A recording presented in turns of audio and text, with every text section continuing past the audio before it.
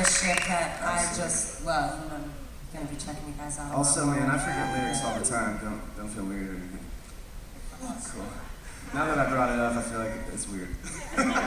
We'll play on our set tonight. If Steve makes it, then I'll practice some more. Yeah. Deal? I'm in. Do it. Cool. This next song is called Edge of the World, and it was written by Bernard and Michael, right? Yeah, and Dave. And yeah, Dave. The three of us. So, you know, this was such an amazing experience, as obviously we all feel.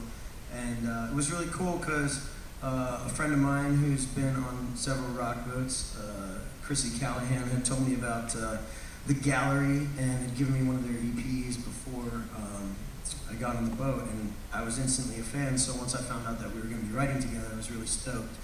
And came into the room with this idea. I just had one line, which turned out to be kind of a post-chorus of the song, which was, at the edge of the world on a razor blade, everywhere there's ice too thin to skate, everybody's still carving out their names. And it was this idea, and I think kind of fitting for this group of newer artists for the rock boat, that, you know, it's a great big world out there, and we're all trying to, you know, make a name for ourselves, and it's really tough, especially in our line of work, and we all feel pretty blessed to be here and had this opportunity to write together and then perform these songs and all of our band's songs for you guys. And you know, we worked at this one. This was not one of the ones that kind of came easy. We really wanted to have some solid lyrics in the song, and I think we wound up with something pretty cool. And it took a while for us initially to get from that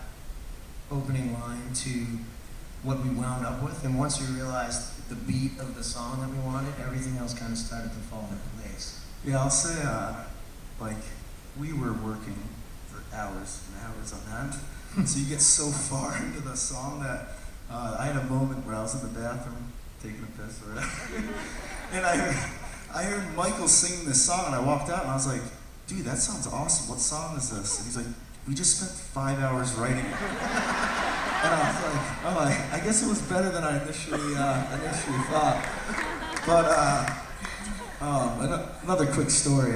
So we were anticipating this cruise for months. It's our first time, Dave and I. So thank you so much for having us. But so in that anticipation, so yeah, we were in West Palm Beach the day before, and we had to drive down to Miami to get on the boat. And we get down, we sit in the hotel waiting for our shuttle, and we get to the boat, and Dave goes, I forgot my passport.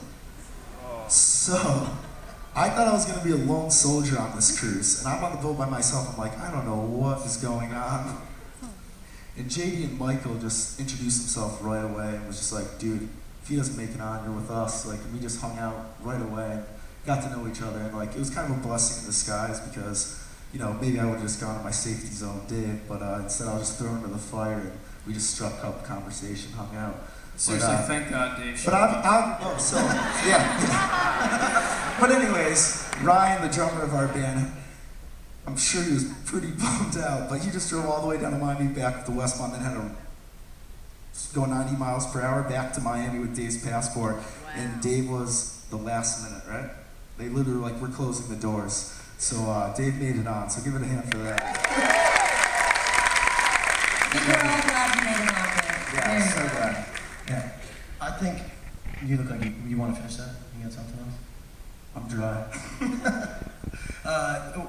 The last thing I'll say before we play the song is this song is one of the really cool things about doing this session and getting these songs recorded on the boat is you really kind of get to use the elements of the ship to your advantage in these recordings. And Katie's heard the story a million times, so she's over it.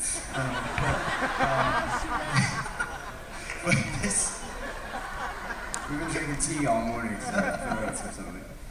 But so I actually sang the vocal for this song standing on the balcony at like 3 o'clock in the morning, looking out at the ocean with the moon shining down on the water, and it was really awesome. And some of the percussion you hear in the track was me, Josh, or was it me, Dave, and Brendan? Were you there for the stomping part of it? No, okay, so it's just the three of us. It was 3 in the morning, like I said. But we were just stomping on the ground around the cajon, and the mic was picking up those sounds, and then we have claps in the track which we recorded, and there's a little like clingy sound which was actually me hitting the tongs from the ice bucket with a bottle opener, which are really the only two things you need on a rock boat. When they described this, I was like, oh, this is gonna be a disaster.